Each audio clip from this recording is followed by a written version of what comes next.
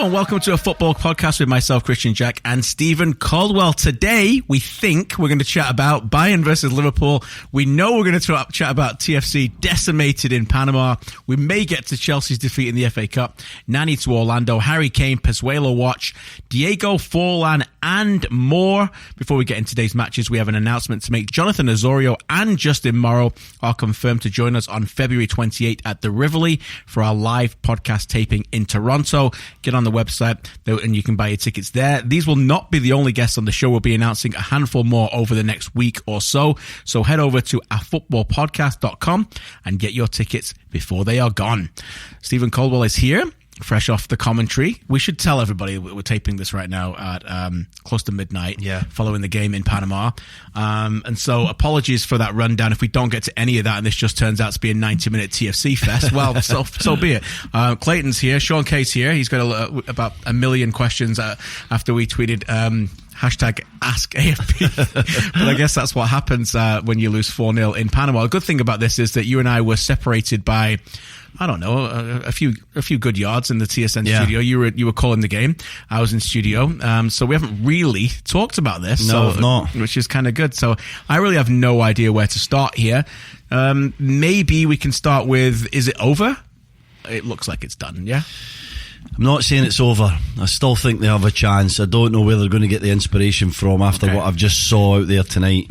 But maybe they can sign Neymar or something. To win 6-1. They're going to need somebody like in the last minute. But I don't think it's over. But after seeing what we saw tonight, the quality first and foremost from Independiente and the ineptness of TFC in defence, attack, midfield, every area of the pitch, you would think it's over. But you can't rule them out of BMO Field. We never saw Independiente tested defensively as well. No. So if they get something going, who knows? But highly unlikely, and you do feel they might score at BMO Field as well, KG. Yeah, I would think that. I figured you'd go there. That's why I started there, just to start a little bit of a positive. That's about the only positive we can get, is that Stephen Caldwell's slight hopes that you're saying there's a chance that might come back. So let's get into it. If you're a TFC fan, you may not want to listen, but you probably will, because you're used to this by now. I just came off TSN Sports Centre and I was asked to sum it up, and these Sports Centre hits can be pretty challenging. You have so much things to say in so little time. You've done many of them yourself. I called it one of the most embarrassing defeats in club history. I think they played 480 competitive matches, and there's been a lot of bad defeats during the years. But I use the word embarrassing because I don't think anyone saw that coming. And in the end, I also said this, Greg Vanny, we played a clip of him talking to me at the beginning where he asked for I'm paraphrasing here, but he asked for the benefit of the doubt, and then he said, look, you need to be able to trust us here, because of what we've accomplished. That will weigh very, very thin after a performance like that, won't it? It certainly will, and it should, because it was a performance devoid of the most important things needed. Basically an appetite to go out there and roll up the sleeves and get on with the job and work hard and stop another team from playing first and foremost and earn the right to play. That's something we say often in football, KJ. You got to earn the right to play. I've heard it since I was a 14-year-old kid up until one of my last games, and I've managed to play a lot of different levels of the game of football.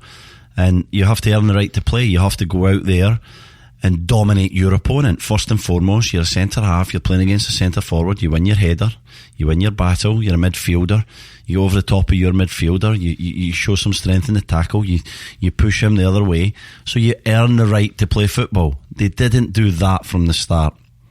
Costly error. The biggest error that you can make is not give your utmost in a game of football, and that was the beginning, and it went from bad to worse, because after that, the tactics were all wrong. The style of play from TFC was not conducive to the pitch, not conducive to the atmosphere and the surroundings of the team that they were playing. And the homework done on the team that they were playing must have been so shoddy and not thorough enough, because their tactics played into the qualities of the opposition. That's what I couldn't believe as I'm calling that game live and I'm trying to bring in all the different aspects that needed to do the broadcast. I just couldn't believe that the fullbacks kept tucking inside, that they allowed the space in the wide areas, and that they kept making mistake after mistake after mistake. And again, a TFC side with no real leadership and nobody that said, okay, hang on a sec, let's get this together, let's bunker in, let's be difficult to beat, let's understand we're not at our best here, let's assess an opposition quickly and go, okay, they got a couple of decent players here. Yeah. We got to go and hit one of them with a tackle, we got to go and win a header, we got to go and tighten in certain areas and make it difficult for a Brown or an Ivy to do the work that they were doing. None of that happened, and it continued from the first minute to the 90th minute, and it's extremely alarming. Yeah, you bring up a lot of points, a lot of layers to this. So let's try and break them all down. Let's try and open this all up. I said at halftime, I showed some clips tactically that they were trying to work on. And, I find at that point our half times are very condensed. I'm just trying to show clips to the viewers just to educate a little bit of what they're going to do. I can't always bring my own opinion into those as well. But I did try and get across the point that I thought that maybe this word's a bit strong, but I personally didn't say this word, but I thought it was quite tactically arrogant. Because I felt that they went about playing the way that they wanted to play, regardless of the consequences. Yeah. Now, I don't believe that they ever believed they were going to lose 4-0. But I'm sure, and Greg Vanney's a smart man, I'm sure that he felt they could go there and lose tonight. You've got to evaluate your own talent better than anybody else. I say that all the time. And nobody could convince me that you can look at that TFC team and think that they could have just walked a game tonight. It doesn't matter who they're playing, okay? It doesn't matter who they're playing because for a number of reasons. First of all, it's the first game of the season. They haven't played any competitive minutes. They've got so many individual stars not there anymore or injured, game changers. So I felt he probably went into the game thinking this is more important for me to put my imprint on what I want this team to look like in 2019 than the actual result. That's how I felt.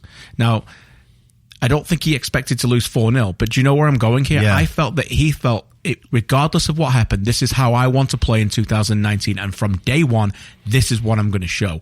And by consequence of that, hopefully they can lead to a win or a draw, yeah. But in the end, it went the other way. Before I get to the other stuff, do you think that I'm right? Is that fair? It is fair. The one thing I'm going to say about that is that he did something that he's not done in his TFC career as head coach so far. He tried to put pieces into a formation. Something that we've always said, a credit to Greg Vanney, is the way that he had two designated players. He had Giovinco and Altidore. He didn't really want to play a 4-4-2 diamond or a 3-5-2 in previous years, but he knew that's what he had and that's who he had to play. But tonight he went into a hostile environment, and I say that with all due respect. There was about 2,500 people there. Hostile on the pitch. It was hostile on the pitch. It was uncomfortable, and he went and he tried to fit square pegs in round holes, right. And that really shocked me. What he was asking from Justin Morrow and a rookie in Griffin Dorsey was just ridiculous. He's asking him to play like Raheem Sterling and Leroy Sané. Yeah, he was bringing in Alro. He looked like a fish out of water. He was his worst performance in the TFC shirt by a mile. And Ashton Morgan rarely came inside. Credit or whatever you want to say about Ashton Morgan, but he went, and there's no way I'm going in there because I know I'm going to be in real trouble if I go in there. Yep. The second half we saw him do it a little bit more, particularly for that second goal where he left his area. He was in the centre of the park. They gave the ball away quickly down the sides, quick throw in, and obviously the goal from Brown. But he's asking guys to go and play in positions that is very alien to them. He's then asking too much of Dorsey and Morrow in the wide areas. Bradley, who is not the best defensive midfield player in terms of the way that he defends the play, yes, he can start attacks, was just as isolated, if not more, than we've ever seen him. Alarmingly. Yeah. And then two central defenders who, Laurent Simon's a wonderful player, he's great at stepping forward, he's nice on the ball, is not a brilliant defender, doesn't really want to defend, so left him vulnerable 1v1 situations. Mavinga as well, even though he's quick, was super high at times, and there was space in behind. And against a team like Independiente with an appetite to run in behind, I don't think they did their homework well enough, TFC. I think they watched a bit of video.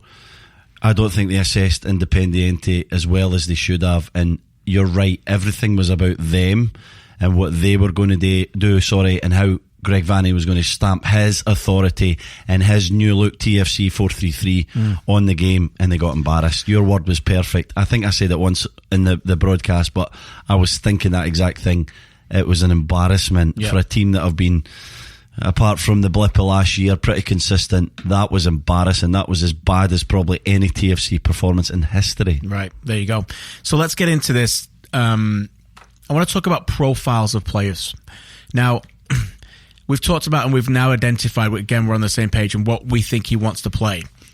And I mentioned in the broadcast, he went to see Manchester City 3 times. And I don't want to say this as a negative, that some people will jump on it. I didn't say it as a negative. I know Greg Viney, and I certainly know when I talk about this, he's not trying to compare Toronto FC to Manchester City. However, it is part of the discussion because it's how he wants his team to play. Now, I want to lay that out there, and I want to say this. I might be wrong here. I don't think they have enough technical players to play that way. Now, when I think of the great TFC teams of the last 2 years, the games that they won, I don't think they had the best technical players on the field sometimes. Yep. Now, I look at the team and I think, okay, well, Simon and Mavinga, technically, I can see what you're trying to play. Okay, I can see that. I look at the midfield and I don't think they have a technical player in the 3. I don't think they have what I would class as being a technical player. Yeah. Now, they've got Jonathan Osorio, who has improved leaps and bounds in his game, and he can score more goals, and I think his capacity of reading the play is improving a lot, and getting between the lines is his strength. Michael Bradley's strengths speak for themselves. Delgado brings energy, and he's a runner. But they don't have the player who can pick the final pass. They don't have the player who can break open plays and quality out of nothing. So that's my concern when playing this. You went away from home in a Champions League first leg. You got to make sure you stay in that tie. Stay in the tie. I said it at halftime on TSN. Stay in the tie. Yeah. Yet, as you mentioned, Bradley's isolated. These guys are playing way too high for me, and I'm talking about Delgado and Osorio, instructed, by the way, to play that way. They're following instructions. And then you've got no technical players behind the ball to open the game up. Even when you get the ball back, you've got 5 players ahead of the game. And that's not how you need to play the game away from home in a Champions League game, not in any level. No, and you're right in saying that Osorio and Delgado are sort of key to this formation, and we're not comparing Manchester City to TFC, but the style of the play was based on the way Manchester City play. And in that case, the 2 higher midfield players need to get in great pockets of space and need to receive the ball and play it forward. You know, that's the key. So what you're trying to do is you're almost playing like 2 number 10s. I thought Osorio did it okay in the first half, and I mentioned it in the broadcast. He didn't have great runs beyond him. He didn't have great runs, but he was in good space at times, teammates. And he was a spare man, and I felt that was the key. If they can get it into Osorio, he's got enough about him, and enough ability and awareness to sort of receive it on the turn and then play forward. And you're bang on, KJ. Unfortunately, and I felt sorry for Justin Morrow in that left wing, because it's not his position. No. It never has been, and it never will be his position. He's great when he comes from deep. He's a brilliant runner. He makes intelligent runs, but you don't ever want him to be 1v1 against a right full back. He's not got the ability to go by people. So Osorio, even when he did get it in good areas, had nothing really on to do any work. And Delgado has never been that player. Marky Delgado is a fit football player. He runs around the field. He's got a great engine. He can get around the park, and he should win the ball back and play it simple. He's good when he moves from out into out. He starts in that central area. He makes good runs out to wide areas, stretches a team. Why is that important? Because then you can play entry passes into Giovinco and Altidore. Right, it didn't happen tonight because he was asked to play as like a number 10. He was to stay inside because the whole theory of the team was to drag Independiente and narrow and then give it out to wide areas. Correct. Tomorrow and Dorsey. Now let's go there. Young Dorsey's just started his professional career. He's been playing college soccer, and in fairness to Dorsey, the leap between college soccer and CONCACAF Champions League is enormous. And the poor lad looked like he was out of place because he was in a situation that was so alien to him, playing on an awkward turf field that wasn't conducive to his quality and running style of play. And he was asked to then, be an impact player in a game where you were asking too much of the lad, and you're playing a left full back in the other area. That whole formation, this 4-3-3 of City, is geared around getting these guys in 1v1 situations. Now, Manchester City have Chelsea, Leroy Sané as well. Exactly. Leroy Sané and Raheem Sterling. Bayern Munich played it as well when Pep was there a few years ago. Ribery, Robin. It's a formation geared to quality wingers. Now, We'll see if TFC go and get the quality wingers. But one thing's for sure is they don't have them at the moment. They don't have the guys to play it.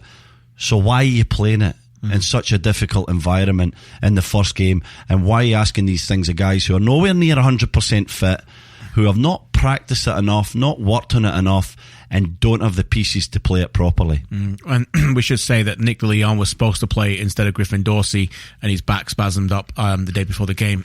That's one area that didn't go in Greg Vanney's favour, but your point is valid. This is the other thing Toronto FC fans are going to ask for. So the talk about the Sebastian Giovinco effect and how you're going to replace him is valid, and we're going to get to that in a second. But as clear as evidence tonight is that it isn't one player they're replacing. It isn't one player they need to sign. It is quite arguably at least three. Yeah. So, they need at least three players here, and probably they will get three players. But if they get two, which two are you looking for? Are you looking for, and now we have the structure of the players in your system, are you looking for your two wide players? Do you want one of them and somebody who's playing in midfield? Because Pozuelo isn't a wide. He's not in that system. Yeah. Pozuelo can't play hugging the touchline. No. That is not his strength. If Pozuelo's there tonight and you're playing 4-3-3, Marky Delgado's on the bench. Yeah. In my opinion. Yeah, I agree. That's the position. That's his position. That's the position. The first one I'd go for is a wide player, a dynamic wide player who can dribble and run and take people on. That is critical if they're going to play that 4-3-3 again. So Pozuelo for me it would not be my number one designated player pick. Now, you can go and get a TAM player that's good enough to play that role, so maybe they're looking for that area for that. But they definitely need that number 10. They need that guy alongside Osorio. No disrespect to Delgado. I think he's got a lot of qualities, but I don't know where he fits within that system, because when he's high and he's inside like that, he looks really awkward. He looks like he's uncomfortable. He's careless with his passing. There was a couple of times he actually got it in good little areas, and it was just that final 10-yard pass, played it right into Vinci a couple of times, into the left fullback. So there was a number of areas where he let himself down. He's trying to do more than he can, though. Exactly. Inevitably, when you remove those creative pieces, other people need to step up. And he's seeing himself as one of the senior members of the squad, and we're back to asking athletes to do something they can't. You're asking players to play in positions that they're not comfortable in. Why don't you go 4-2-3-1 and something a little bit different? Allow Delgado to play alongside Bradley, protect him a little bit, and roam around, get the ball back, give it to Michael, let him play forward, or Fraser. But with that formation, when you're asking Michael to be that linchpin, that playmaker, this is a lot like Chelsea. You think of it in the MLS level. This is a lot like Chelsea. You're asking a guy like Bradley to be that playmaker and play the ball forward. Now, we've never seen enough forward passes, not just from Michael, from a number of players. And I said this so many times last season, KJ, it just goes from side to side to side. You go from one side to the other side quickly, and then you play into a striker. And when TFC did that last year, it was fantastic. We didn't see it enough. But when they go quickly from one side to the other, and then they go centrally and they get runners off it, they almost inevitably create a chance or score a goal. Tonight, it was just side to side to side. There was a 40-year-old midfielder playing centre-half. Yeah. Never asked him a question. No. In fairness to Terence Boyd, did he ever get one ball into his feet? He played with a cigar in his mouth, didn't he? He did. He never had a challenge. And Boyd never got one cross in that he could attack, or one ball into his feet that was any kind of decent quality with runners off him. I felt sorry for the guy. I know he missed the penalty. He made a mistake. He leaned back a little bit. His technique was wrong. But in fairness, what an awful debut for the lad. He got no passes. I was surprised he took him off, actually. I was. I just felt like, why take him off? Just play to his strengths. Get it into wide areas. Throw it in the box. Go a little bit ugly. Change it up. Do anything you need to do to get a result. Go back to the drawing board and then work on the formation and the system that you want to get to. But again, you're right in saying it. The stubbornness was there, and that they just kept going and going with the same kind of thing, and there was no joy. They never even had a chance, did they? No, they never had a chance. No shots on target. Stubbornness is a good word. We've used tactical arrogance. Now, the fan base are, quite frankly, they're fuming, and they're going to be up that for a reason. Let me ask you that. I don't think I don't think anybody imagined that winning the Champions League this year was any kind of realistic possibility for this squad. Yeah. Regardless of Giovinco Altidore being there, I just felt that after last season it peaked and fans loved it and they enjoyed it. I think now the emphasis on March the 2nd against Philadelphia from day one has always been a TFC's fans' priority. Get it right, quick.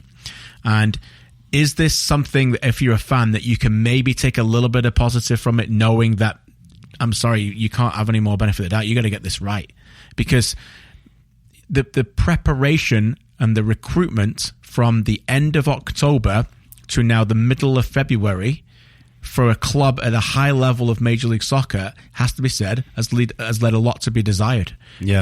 They haven't filled enough, they haven't brought enough players in of quality to win football matches yet.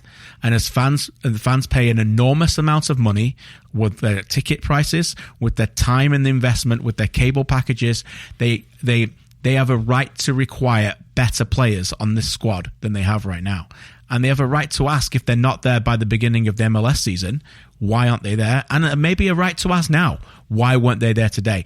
They have a right to ask that. And I think TFC have got to act very, very quickly here. Maybe this gets into the discussion about Pozuelo and where we think they're at. Because, you know, as Terry said to me today, if you're waking up in the morning in Belgium and you're Genk, you're just like, oh, another 10 million for Pozuelo, lads.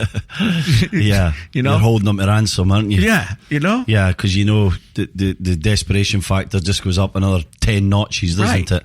Because they're a team in need of recruitment, need of players, and need of quality players. And so when you're holding that jewel, that player that they see as being important, Genk will just be laughing. They'll be loving the situation. And I have to say, near the end of the game, my mind did wander to, was Sebastian Giovinco watching this, or is he going to wake up and see the score and go, you know, I wonder what he's thinking. Of course, he's got teammates and friends within that team, but not saying he would have been the only one that would have helped that situation. But back to your first point, I want to make this before we maybe move on.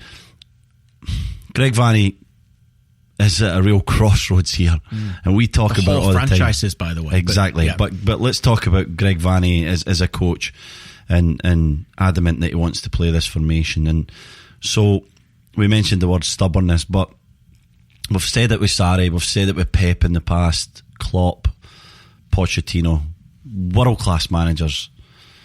I'm not saying Greg Vanney's world class, but he's a manager who of significant stature in MLS. Exactly, and thinks deeply about the game, and puts a lot of work into the tactics and the running of a team and the way that he wants them to play. He's at a real crossroads, because does he stay stubborn and does he keep pushing forward with this recruitment or not? 1 player in, 2 players in, 3 players in, or does he just try and get results? Because he's under a lot of pressure. He won MLS Cup in 2017, outstanding season, deserved the blip of 2018 and the problems that came there, but now he's at a position and at a point where the pressure is really on him. Is he the guy to take this team forward? Does he have the ability to reinvent this team, find a system, a way of playing, and play it properly with a franchise that expects success? And I would say that there seems to be a problem there with culture, with values, and I don't think I'll say that after 2017. Every single day, every single game, they answered the questions. They look like a team completely focused on their goal. They now look like a team with no vision towards any goal. They look like they've, you know, there was the hassle with Van der Weel. Yeah. There was the troubles that came with Giovinco. It's not just on Greg, it's on the whole organisation, it's on a front office as well. But Greg Vanney is the man that sees that team and speaks to that team more than anybody else. And there's a problem there right now with culture. They don't look like they're up for a number of games. That's a big issue for me. And so again, I feel he's at a crossroads. He is at his most vital time as TFC manager. He's got to galvanise them. He's got to do whatever he has to, even if it goes against his principles. And how often do you ever hear me say that, KJ? No, I never say it, you do I? never say it, no. I never say it, but I feel this is the time for him. He needs to. He does not have anywhere near the players to play the style that he wants to play. So he has to galvanise a group, find a grit and a determination, get back to something like 2017 and get back to winning ways first and foremost, and then build from there. I'm with you. The one thing I'd add to that is that I spent a lot of time with the group last week and speaking to a lot of the players, and everybody who I spoke to, they were very positive about it. They came away from pre-season, they said we're in a good mindset. Back to your point about mindset, they said that we're feeling very positive, we like the system. And you know what, I believe all of that was real. Because I think you can take a group of players and an honest, decent bunch of lads in any level of football, and you can get that take from them. But you know what they don't have? They don't have class. There's no substitute for class. Yeah. You can have all that. You can have all that in the world, but you need difference makers. Yeah. And they don't have difference makers, and that is on Greg Vanney. I understand that, but that bunch of players out there tonight, and I know you said about desire, but ultimately, the concern for fans would be, is that all you have? If that's all you can give me as talent, then okay, we have to accept that. And if you're evaluating that club and you go, if that's all you can give us on talent as a group of players, we better get quickly. We get some class in here fast. Yeah. Because otherwise, if you think last year was bad, wait for 2019. But what do you have to do if you're lacking in talent? You've got to stop goals, and you've got to roll the sleeves up, bring the desire, and you've got to be able to shut down the opposition and just say, we're going to go out there last night and we're going to do whatever we can to make sure we win the match. Be tough to beat. Be resolute. All the things needed to win football matches. Earn the right to play. Back to the start. That's the first and foremost. That is like the non-negotiable. My brother talks about that a lot in football. I love it. Non-negotiables. There's non-negotiables within a squad. There's certain rules and regulations that are above and beyond the tactics and the technical side of the game. They're non-negotiables, and one of them is you're ready to go at 3 p.m. or 7 p.m. or 8 p.m. Whenever that game is, you go on that field, you win your battles, you do your job. And we're not seeing that enough from TFC. We're not seeing a side that are ready to go and roll the sleeves up and compete, regardless of talent, regardless of quality. And I think they've got a little bit of a culture problem. And it's going to take the leaders. Greg Vanney is the leader of that team. It's going to take Michael Bradley as captain, Jose, all the guys, Laurent Simon, Mavinga, Drew Moore, even though he's injured tonight. Everyone needs to get together and galvanise and regroup and get this team together, because there's too many factions, there's been too many issues, too many stories, too much stuff going on out with the sanctimony of that changing room. And they need to find that and get it back, because they had it, and they had it recently, with the nucleus of that group. They've lost it. If they don't get it back, they'll never be able to win games consistently. Interesting stuff. Very often we go through these and we have like 3 games to review, but I think we just did the one tonight, lads. I think that's enough. Although maybe a quick thought before we get to the next segment, which will be Shawnee's with his headlines. But we did sit at TSN together this afternoon and watch Bayern Liverpool. Ended 0-0 at Anfield. Yeah. Very good first half, and second half maybe the coaches got their fingertips on it and killed the game a little bit, as coaches can often do. But in the end, a tantalising prospect that it's difficult to really pick a favourite going into the second leg. KJ, wasn't it? That's KJ, the word. Yeah. And I think that, not KJ. It's my accent. Everyone will be like, what's he saying? KJ. No, a KJ match. 2 teams that were very respectful of the qualities of each other, and I think Liverpool shaded it. They probably should have scored. Mane had a few chances. He did, yes. You should have put in the back of the net in a game of fine margins. This tie was always going to be. I think Mane had the best chances, and Liverpool would feel that they maybe deserved the 1-0 lead. Probably the one area of difference why he's not quite Mo Salah, no? Yeah, it is the composure, wasn't it? It's the way that Salah finishes when he gets into the areas. Mane's it's just not there. He takes the 2 when he needs it to. He prods it with the left, or he finds the kind of finish needed for the moment, and Mane couldn't quite do that, even though he's a wonderful player and he gets himself into positions. But I think the second leg will be the same, KJ. I don't know what you think, but I think these 2 teams have a great deal of respect for each other, and I'm not sure they're going to come into Munich and open up and sort of go for it. I think it might be similar. Yeah, I think it might be too. Niko Kovac said after the game, I can't remember many clubs who have avoided defeat and kept a clean sheet here. Pep Guardiola with City did it. I think the fact that we restricted them to very few chances shows that we played very well tactically, although I can never celebrate a 0-0 draw. So it kind of sums it up, doesn't it, really? Also, the last, I think, since 1992, the team in Bayern Munich situation have gone through 22 of the 31 times by getting a 0-0 away from home. So they probably have a slight edge, although we said it's very difficult to not imagine Liverpool scoring in Munich, and you get that one goal, particularly if you score first. The weight of the away goal will be enormous. But a fascinating time, by the way. The other game was a really good game as well. Lyon-Barcelona, just absolutely brilliant. Pretty even match, wasn't it? Yeah. Barcelona pushing at the end, but Lyon had chances. Lyon are a very exciting team. But yeah, there are three. They are the way to handle 3 games, as we often do. But this time we did it very differently than normal. And Shawnee, over to you for some headlines before we get back to many of those TFC fans jumping off the ledge out of their condos tonight. A little light in the headlines, but once again, we'll hit him hard with the Ask AFP. Nani has joined Orlando City from Lisbon. Thoughts on the signing? Is he the guy that's going to lead the Lions to glory? I'll be surprised. Whenever I think of Nani, and this is probably a better story for you, Shawnee, than anyone else, but back when we were at the Score and we had the footy show, we did like a top 100, I think. I used to do top 100 lists or whatever, and then I remember me and Shams were on doing stuff, and we were like, I remember him asking me, is there one player on this list that you could see jumping like 20 or 30 places to be the best player next year? And I remember thinking, well, at the time, Nani could be that player. And ever since then, he's just been a lazy sod. It's just like, it's been like a decade. It's like he's just still waiting. So look, now he's come to a level where Nani with Orlando is at the level where maybe Nani with Man United was a decade ago, and maybe you think, okay, maybe it could come easy for him, but I'm questionable. I'm on the fence with this one a little bit, but boy, oh boy, I think it's a bit of a risky signing for me. Yeah, it's a risky signing. You never really know what you're going to get from Nani. The guy has undoubted ability. He's proved at a pretty high level. So can he make that work in MLS? Absolutely. But the word that stuck out to me in that question, Sean, was lead.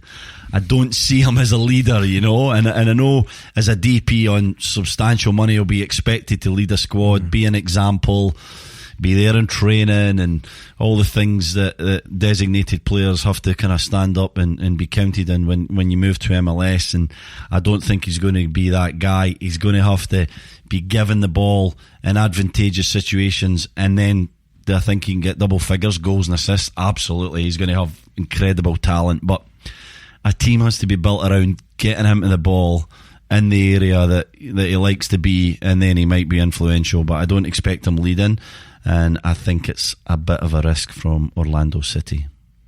Harry Kane is back training. Is he back to solidify their third place finish, or is he back to win Spurs a trophy? Is this hashtag Ask AFP from Sean in Toronto? You want them to win a trophy. I don't know if they're going to win a trophy, but is he back to solidify their third place finish? Absolutely, they'll be fine with him. By the way, they've not really missed him much. Can he win them a trophy? Champions League, but it's going to be tough. But we said all along they're going to beat Dortmund. Shawnee didn't believe us, but they did it. I'm thinking league. Oh, come on, mate. I'm telling you, they're going to be in the hunt. They're getting boys coming back at the right time. They're going to be in the hunt. They've had their little bit of a blip. It's going to be a tall ask for them to win it, but with him coming back with a kind of attitude and leadership that he brings to that team, Ali as well, the form that Eriksen's in, one of the best managers in the world in Pochettino, I think they'll be in the hunt, and I think they'll go deeper than people expect, and who knows, can he be that guy? We'll have to wait and see. They're definitely lacking a little bit from Manchester City and Liverpool. You're looking at me with disgusted eyes I'm here. Just like, it's late, I know, but have you had a few pints since you last? I'm telling you, they're in the hunt. They're in the hunt. Tottenham's finishing position at the end of the season, set the over-under at 2.5. You're going over or under? Under. No further questions, Your Honour. What was the point of that? They're in the hunt. They'll be there till near the end. They'll finish there. Just not the end. Reports have Mauro Icardi on his way out of Inter Milan after being stripped of his captaincy. Is this the end for him at Inter, or do you see the attacker staying? This guy's a mental case, isn't he? He's brilliant. He's a pain, he's though, isn't he? absolutely brilliant. I love him, but he's a mental case. Do I see him staying? Absolutely not. You've got the shambles of Inter Milan with the shambles of Mauro Icardi. It was just a marriage made in hell. It was never going to work. Both sides are just complete out of control. Yeah. Where would I think he would go? Maybe Juventus, maybe. They might calm him down for a couple of years. But he's basically, and sorry if you're listening, Zlatan, you're getting old. He's a modern day Zlatan, isn't he? Yeah. But I'm not quite sure he's as good as him. He's worse than Zlatan. He's way worse than Zlatan. And he doesn't... He scored a lot of goals for Inter Milan. He's a very, very, very good player, but he's not Zlatan. He doesn't have the personality of Zlatan. Zlatan, for all his flamboyance and crazy quotes and the way he acts, is pretty much always a good teammate. You never really hear his teammates speaking that badly about him. Yeah. I know he had the feud with Pep, but even then at Barcelona, the teammates never really had a problem with him, Right. But whereas this guy, he upsets his teammates. He's class though, mate. He's a good player, but would you pay 110 million euros for him? I think that's his release clause. No. Would you pay that? Would you take that risk if you were Real Madrid? I just told you I wasn't sure about Nani, so no chance. It's 110 million. He's too much of a hassle, no matter how good he is, and he's not Ronaldo and Messi. He's a very, very good player, but he's too much of a risk. He's too much of a hassle. He's too much of a loose cannon, like you said, and so Chelsea. Yeah, it sounds like he's going to be set up. He's going to get his move, and he's going to go somewhere, whether it's for that amount of money or Inter Milan. Just go. This guy's such a headache. I'm going to let him go for 75 or 80 million. Who knows? But really, I just wished he would do his talking on the football pitch, because between him and his wife and the stuff we hear between teammates, I'm not and going there. Perisic, I get it. She said something in the press about him, and I think she's his agent now as well. The English tabloids with Icardi, that would be immense. That's all I'll say. Send him to Stamford Bridge. Reports out of Spain have Madrid looking to replace Luka Modric at season's end, with Pogba and Eriksen as the favourites to replace. Whoa. If you were Madrid, who do you choose to fit in the midfield? Wow, what a question. I think I'm going to go with a player who I think's got a release clause of 150 million euros. But you know what? I'd pay it. I'd go right across the city and I'd go to Sal Niguez and I'd say, come play for us. Because I think he is absolutely magnificent. And right now, I just think Atletico are stuttering a little bit. And I know they just give Simeone a new deal. But I'm telling you, this guy, people talk about Pogba, Eriksen. Sal Niguez is probably the most underrated world-class footballer on the planet. He's that good. And he should be playing. And if I know Atletico Madrid and I love them, but look, it's Real Madrid. Like, if you got a chance to go to Real Madrid, I'd go and get him. He'd play him in midfield. I think he's 23, he's probably 24. He could play there for 10 years. 150 million, easy. Get it done. I love Sal Niguez. I think he's a wonderful player, KJ, but I'm not sure he brings the same as what Modric brings. That creativity, that just moment of magic that Modric does, the way that he glides around the pitch. Sal Niguez is more of a powerful player. He has tons of quality to his game as well. So he could do it, I think. Maybe. In that instance, I'm thinking Eriksen, the form that he's been in, he really is becoming world class. We've been harping on about this for a while now. He's now grabbing the game by the scruff of the neck and owning the game. If he gets into the all white of Real Madrid, I think he can go up another level or two. And I love his attitude. And I think in terms of style, he's probably the closest to Modric. But wouldn't you want to just keep Luka Modric for another couple of years? He looks like he's doing pretty fine for me, and keep him there. And there's still not many people that get very close to him. It's true. What is new in Pozuelo watch? He's still playing well for Genk. TFC still want him. TFC have got people very close to over there to try and see if they can get him. And from what I'm hearing, it is becoming very precarious to a point where TFC may have to walk away if they don't get what they want very, very soon. It is basically like the parent trying to shop for that toy for the kid at Christmas. It's like December 23rd at this point. Isn't it? It is, isn't it? You better find Rushing around. You better find that toy fast. Yeah. No more calling Amazon or eBay. They're all gone. Yeah. You know, you've got to get this toy fast. Go find it. And if not, you better get something else because tomorrow's Christmas Eve. What was that Arnold Schwarzenegger movie where he's running around looking for the toy? You remember it? I don't know. Christmas movie. I can't remember. All the Way? Jingle All the Way. That was it. Ali Curtis Sounds is like rubbish. Arnold Schwarzenegger right now. He's running around, running around Belgium, just trying to grab Pozuelo and put him on a jet and bring him back to Toronto. He needs him. He's got a bag of cash and he's offering it to Genk to get this guy back. Yeah. They're desperate for him. They've pinpointed him. Ali slays way down the can, particularly after the game. Yeah. And I'm not sure what their list below Pozuelo is. So, you know, after that result tonight, he becomes even more desirable, and Genk will know that, and maybe TFC have to pay a little bit more, which is a risk in itself. But let's see. He's a guy that they want. I think Genk are really dragging their heels here, and rightly so. They're close to winning a championship, KJ, and this guy's their captain, and there was an agreement there for him to stay through the window. So,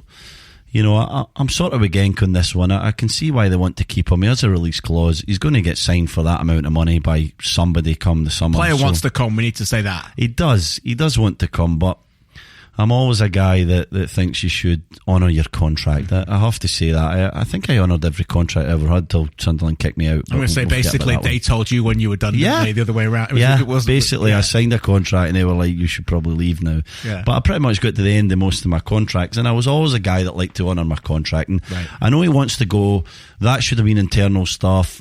Once you're told, look, you're staying till the summer, then, you know, you just roll up your sleeves. Again, back to that attitude, and you just get on with your job, win a title, lift a trophy for, you know, a great club who I don't know how many years, but I don't think they won the Belgian league for a long time, and then off you trot to wherever you want to go. If he does want to break his contract and come, sorry to interrupt, but does that not put a bit of a red flag if you're a TFC as well? Yeah, a little bit. Does. Like, what's stopping him next year from doing it again if, like, some Saudi team like Al Hilal calls in and says we need a replacement because Seba's gone somewhere else?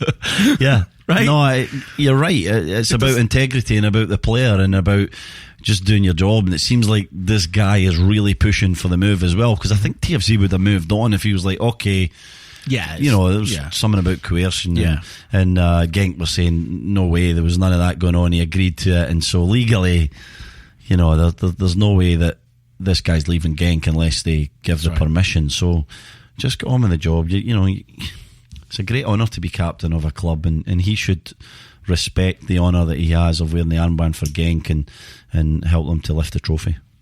With CONCACAF Champions League underway, who do you see going the farthest out of the MLS teams? Well, sore point for TFC fans tonight. Hitting them where it's hard. New York Red Bulls is my answer. I think they've got the easiest draw. Atlanta, I think, have got the mammoth Monterrey team in their side of things. So Red Bulls, I think Houston won, 1-0, by the way, tonight. I think they won 1-0. But Tigres got beat at Saprissa by a goal to nil. That looked magnificent, didn't it? That looked a tremendous game. So Red Bulls, I think, are on that half of the draw. And then if they get through, they probably will play Santos Laguna. And I liked a lot of what the Red Bulls did last season when they were in that, when obviously got very close to winning, and Chivas Guadalajara in the semi-finals narrowly beat them. So they would be, I think, our consensus pick. Yeah, I think so. They're on the right side of the draw.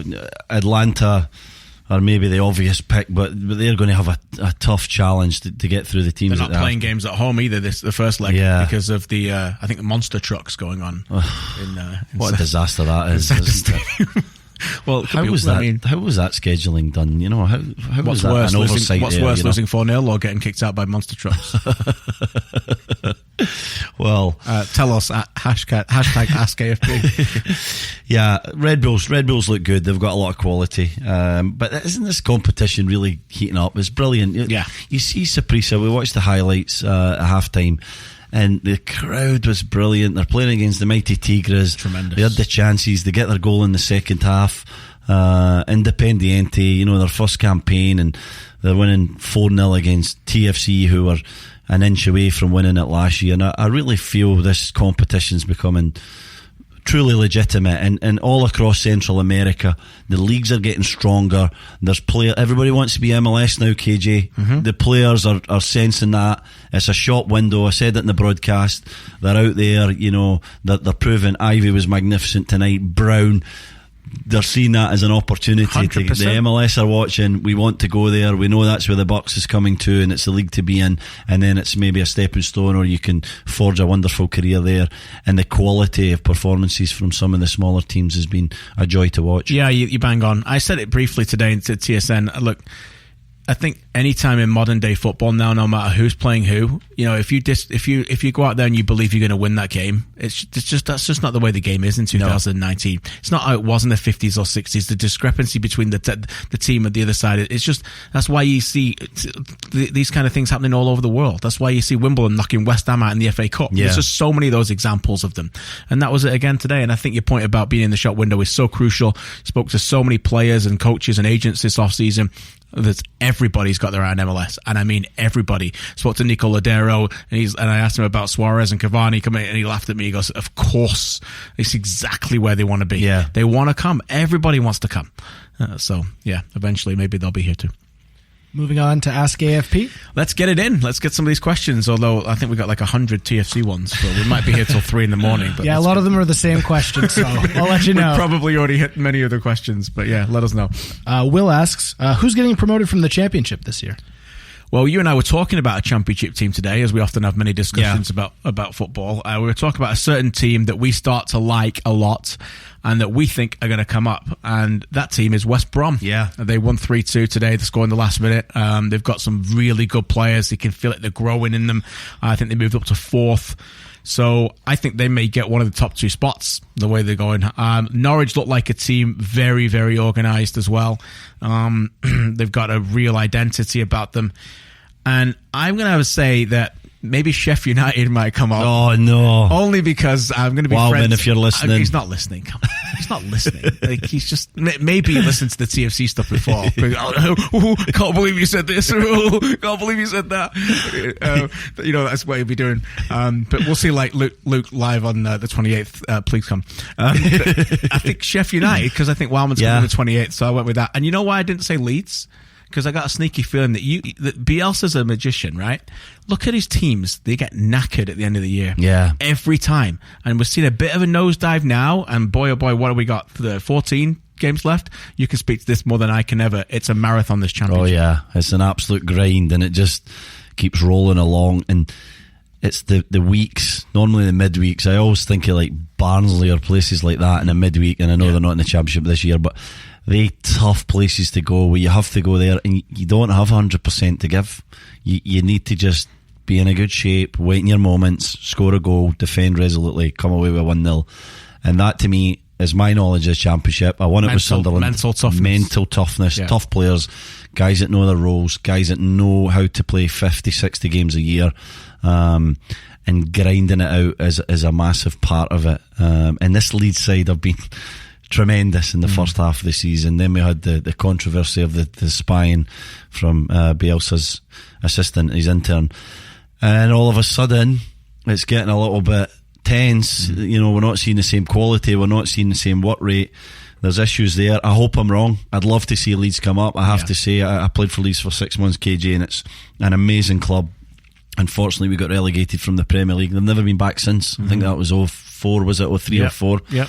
And it's been a long time, and a fan base that deserve it. A stadium that will be rocking next year if they're in the Premier League. Ellen Road, it's one of my favourite places to play in the whole of football. It's great, and it's lively, and they're singing their songs.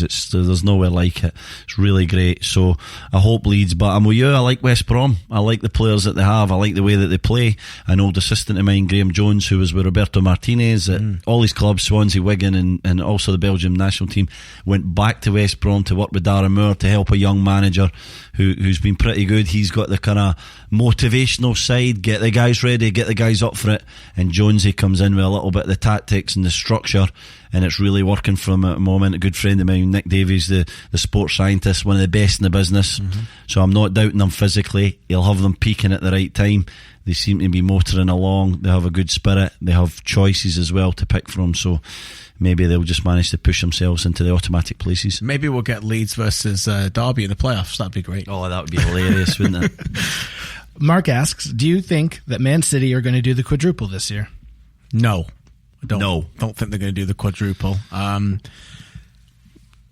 What are they going to win? I think they're going to win the Cup Sunday against just a Chelsea team in shambles right now. It's just, I mean, we didn't get to touch on them, but that game against United in the Cup, they were outplayed in every facet of the game. Every facet of the game. And you and I are big Sarri fans. We want Sarri ball to work. We're not chanting F Sarri ball like the crowd at Stamford Bridge were by the end, by the way. They was getting pretty... It was nasty, wasn't it? Nasty, ferocious. Yeah. This guy, you talk about the benefit of the doubt factor in life.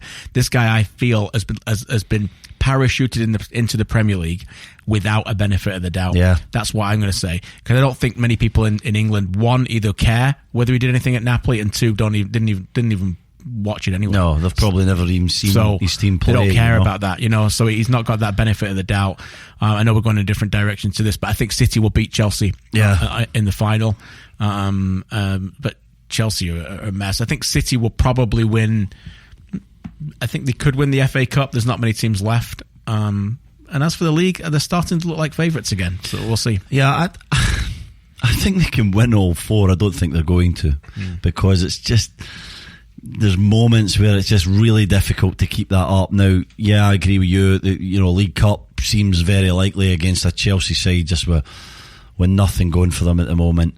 The league, they're in a right battle. It's a hard one, because when I think individually with every competition, KG, I give them a very good chance of winning it, but I just know how hard it is to keep finding the consistency of performance in a cup competition. And you have that one bad half in the Champions League and you're out, and we saw that from them in the past. You have that one bad game in the cup and you're out, kind of thing, so to me, to win all four would just be monumental. It would be incredible to keep up that level of concentration to get the job done. They've got the quality to do it. I don't think they'll do it. I think they'll probably get two of the four. And one of those four will be the Sunday, as I said, the Carabao Cup final at Wembley goes 11:30 Eastern. Chelsea's Manchester City, and I'm sure that will be one of our games that we'll end up covering this week. Andy asks, are Tottenham overperforming or underperforming this year? I think they're overperforming based on the amount of money spent. Clearly, because they became the first team, I think, since 2003 to go through a whole year without buying a player. I think that their points per game is remarkable, considering that they could set a record by finishing the amount of points they're going to get by finishing third. And I think that we're still allowed to say they're overperforming because we're still seeing players develop in front of our eyes. I have a hard time looking at a lot of these players going, you're underperforming. I think that a lot of those players, and we've been talking a lot today about getting the best out of an individual profile of a player, I think that they're squeezing everything out of these players. And sometimes that's all they can offer. But I would say they're definitely overperforming considering what they've done. Individually, 100% overperforming. Pochettino's made every single player in that squad considerably better than before he got them. As a team, I also agree that they're overperforming. You look at the vast sums of money that Liverpool and City are spending consistently, and Tottenham are hanging in there. They're close enough. The style of play really suits them. He's moulded the players in that team into a wonderful style, a difficult way of playing. We've talked recently about them sort of going to a plan B and being a bit different and a bit more direct, which I thought was bold and brave to go away from that. I'm sure he doesn't love playing like that, but he gets Harry Kane injured. He knows that Llorente cannot play like Harry Kane or Son or Mora, whoever he's asking to play that central role, so he changes his style a little bit, comes up with different ideas and different options, and they're a club that have just been tremendous. And they did something really bold about a year ago. They decided it was better to keep the guys that they had than to worry about losing them and then recruiting yet again. That was a bold thing to do, KJ, wasn't it? To actually say, okay, we need to make sure we keep these 4 and 5 guys, gave them the big deals needed to keep them at the time, was a brave thing to do for a football club, knowing that if you didn't get that wrong, you were going to be lambasted in the media and by your fan base. And I thought that was very confident. And again, a guy who assesses his talent. He knows what he's got.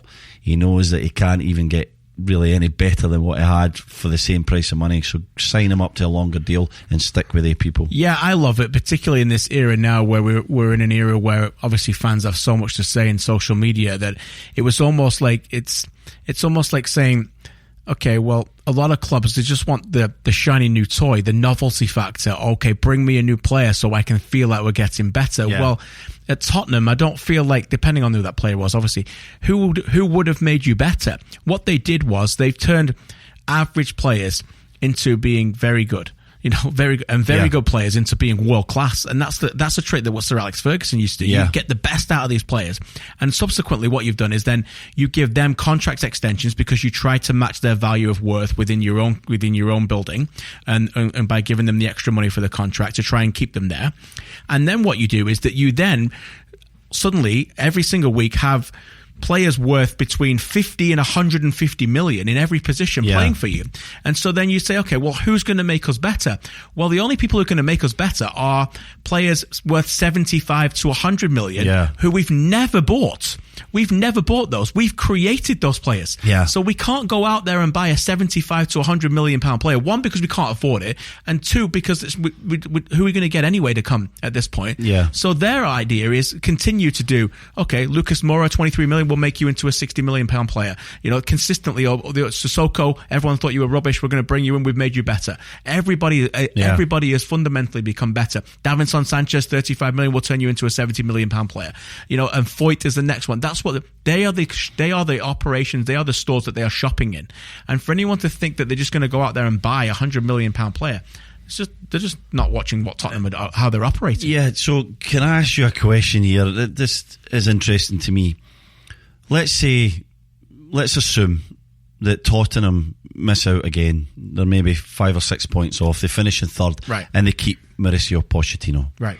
What do they have to do in the summer to get closer, to challenge even more?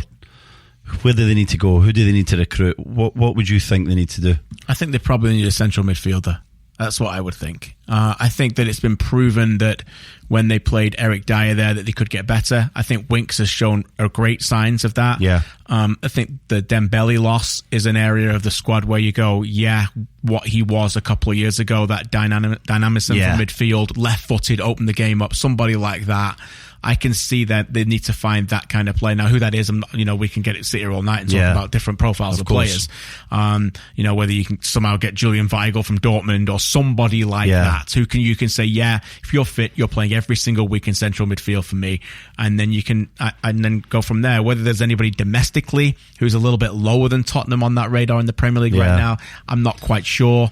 Whether they can go out and get a better left back, somebody like I was thinking that to me is a big dilemma for me. Wan-Bissaka from Palace, maybe. Exactly. So I think Pochettino, if he decides to stay, a massive if, that's his dilemma. How do we get better? Where do we go? Who do we buy? Is it I think Trippier and Aurier. I'm not sure you can win a league title with their guys against quality of City and Liverpool. Same with Ben Davies. Again, vast improvements in all the guys, but I don't know if they can get to that level needed. And maybe Lloris in the goals, he's getting on a little bit. He's been a great keeper, but we think he makes too many mistakes. So do they upgrade there? And that to me is going to be a difficult decision for Tottenham. They're close and they're improving, but if they get to this summer and they're finished in third and they're still 6 or 7 points off it, and they move into that magnificent new stadium, are they going to go out there and buy that midfielder or go and get two £60 million centre left back and right back, Declan Rice, someone like that, or spend 70 million on a young goalkeeper? Let's see if they're going to go like that, because if they don't, I think the Harry Kanes and the Allis and the Ericssons might just think Madrid, Barcelona, whoever, Manchester United, we're going to start moving on to somewhere bigger to win trophies. Ken is asking for your thoughts on Liam Millar's loan to Kilmarnock. Yeah, a very interesting move for him. You know, good move for him, isn't it? It's great to see. He needs to play. We spoke to Liam a lot, and he needs to play. I was concerned that it was maybe a bit big for him, and I don't mean that in any disrespect for him, but Kilmarnock are not challenging, but Kilmarnock they were challenging until recently, KJ. I don't know, they were never going to win it. They were going to win it, but they were up there. They were in contention for significant European spots. I know he got like 12 minutes in his debut, didn't he? So it's a good environment for him to go, but he needs to play minutes, and he said that for many months now. Yeah, he needs to play. He didn't play at the weekend against Celtic, didn't start, and I'm worried that he ends up going there and he doesn't start many games, because then it's not been wasted, because he's moving in, like I said, when he went there. He's in the first team squad, he's in a first team environment. Now, it's completely different. You can play 300 games for an academy team and then a reserve team, and it's nothing like 10 games at a professional level, even in lower leagues, even in inferior leagues. And so his main objective is to force myself into that team and try and find a position. The one concern I have for Liam Millar, and it's maybe a little bit of a strength of his, is he can play in a number of different areas, but if you go too long like that, KJ, you end up not really pinning down a certain position, and I'm a bit concerned about that with Millar. He does great at right back for Canada against teams that they should be beating.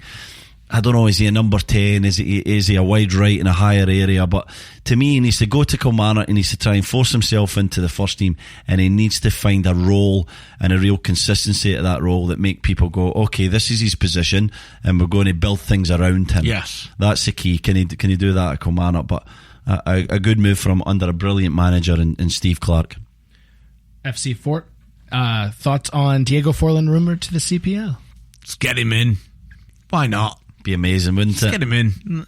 At this point, like, how can we? I mean, I saw some negativity towards it on social media. Well, of course, it's social media.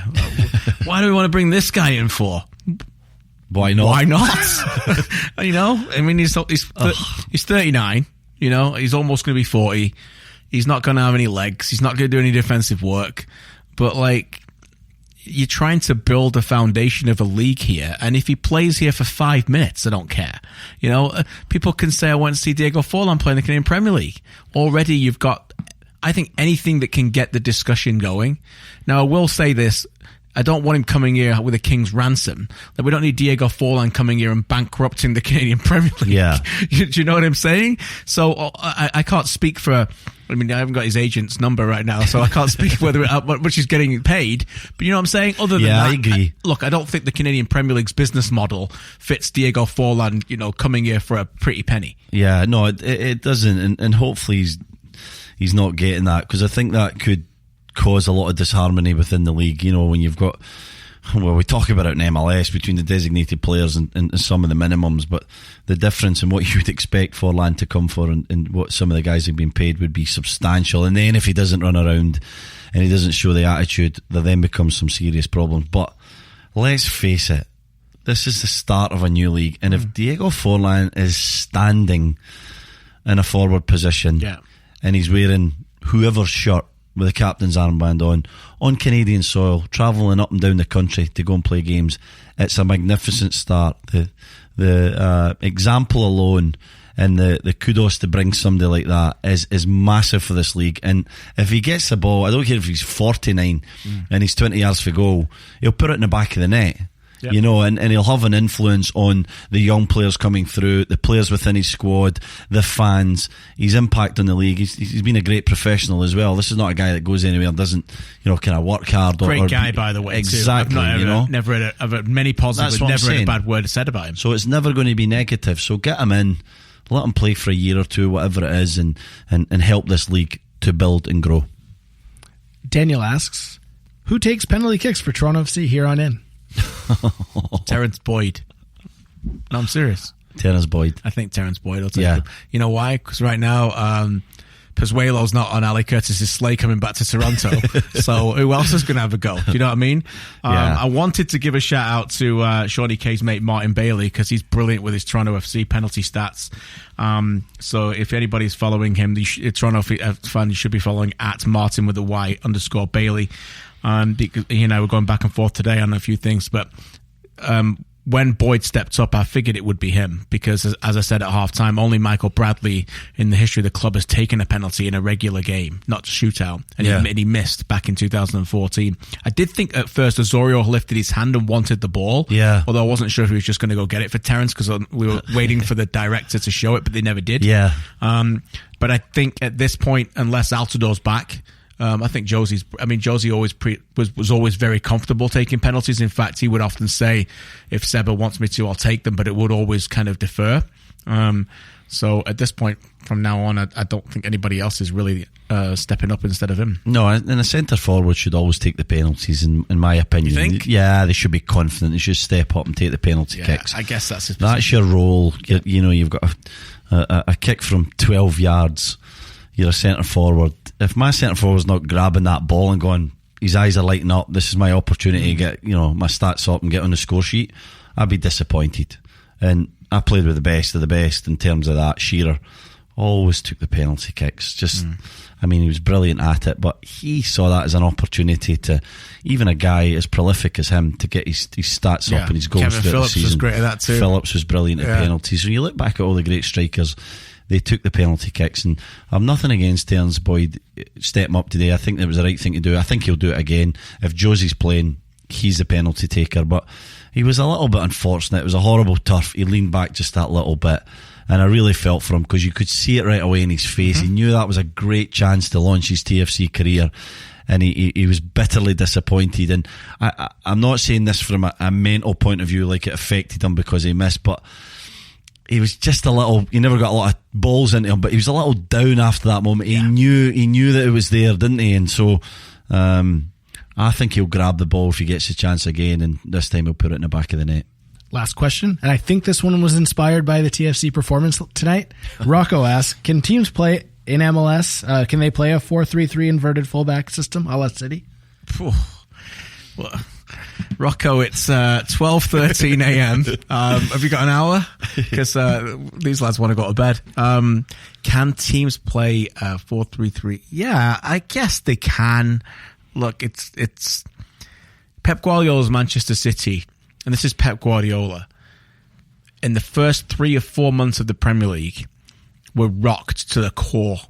You talk about 4-0s. Everton, 4-0 away. Yeah. Pep Guardiola, in his press conference afterwards, resolute, this is how we're going to play. And this is not just talking about the fullback system coming in, but it's adamant that that's how they're going to play. And in the end, as the great Xavi Hernandez predicted, Pep Guardiola changed English football. It's going to take somebody with some real gumption and some real strength of benefit of the doubt factor to go through these kind of results to truly implement something like this. And as we've covered at length in the beginning of this show, I'm not quite sure that TFC have that, and I don't think anybody in MLS truly has that right now to be able to do that. Yeah, I agree with you, KJ. Two things for me. You need, and even at Pep's level with Man City, you need the players to play it. And a player as wonderful as Pablo Zabaleta couldn't really play it. It's true. So he needed the pieces, and he had to go and spend crazy amounts of money to get the right guys to do it. And another thing that I think is critical here is that MLS is still a transition league. Players inexplicably give the ball away too easily through a lack of quality. They pass it to their team, and then it's a transition. And if you're going to give a ball away that easily, like we saw from TFC tonight, and like we saw from City a little bit in the early days, you're wide open to be exploited. And the quality of players within MLS now are good enough to get down the channels, to get in the inside areas and make you pay. And so there is going to be teething problems. And to me, you need to make sure you have the guys that can keep possession, that can keep the ball, that know when to come in and when to go out. Because you see City do it, they don't come in every time. No. They have a tactical awareness when to come in and when to stay out. They do it at different times. And my last point on this is, City do it, Munich did it. Munich really started it. Pep started it with Munich, with Alaba and Kimmich and Lam, because they had the best wingers in the world. They had Ribery and Robin. And City do it now because they have two of the best 10 wingers in the world, in Raheem Sterling and Leroy Sané. And TFC at the moment don't have one winger. So you got to make sure you got the pieces and you're getting the ball to your best player in a 1v1 situation in space. Otherwise, the whole thing's pointless. Now, if Pep was at a team with no wingers, he wouldn't be playing this. He'd be playing something different. Yep. So go and get the wingers and then work on the formation if they're going to do it successfully. Yeah, finally, I think Toronto FC turned 13 today. I think it was their 13th season. I don't think they've had wingers since day one of the franchise, and if they have, you can let me know. There's not been really very many. Yeah. It's been a fundamental problem since day one. My old teammate Andy Welsh. Yeah, there you go. Was he really a winger? I don't think he operated as a winger in that system. No. And the other point about this is that the system that Rocco asks there, Pep uses it also as a defensive strategy to win the ball back against transition. And this is the other thing I'm going to look for in MLS this year. The goals per game have been at a highest level for 17 years in Major League Soccer. I want to see teams start defending better. Yeah, that's to me what I want to see. And I think if you can do that as a team, don't matter how you want to play it, defend better, you will be successful. And the best teams in MLS at the end of the season who succeed in the playoffs are the ones who defend the best. Figure that out first, and then you can figure out what you do in the rest of the way. This has been a good show. Hopefully people have enjoyed it. That's the end of our Ask AFP. Thanks, Shawnee, for that. It's a long one. It's by the way, we're into another day now. We started this on Tuesday. We're now into Wednesday. But we will be back in studio on our regular Sunday night this week. So look for the podcast to download for your Monday commute to the office. Also, if you are in Toronto, in the Toronto area, tickets remain available to our live show on February the 28th at the Rivoli. Head to ourfootballpodcast.com to buy tickets for that. We will be back on Sunday. We hope you enjoyed this. Please rate and review. Let us know on Twitter what you thought of it. Thanks to Shawnee. Thanks for Clay. Stevie, pleasure. Let's get some sleep. Pleasure as always. Get some sleep. Night. Night. Thanks for listening.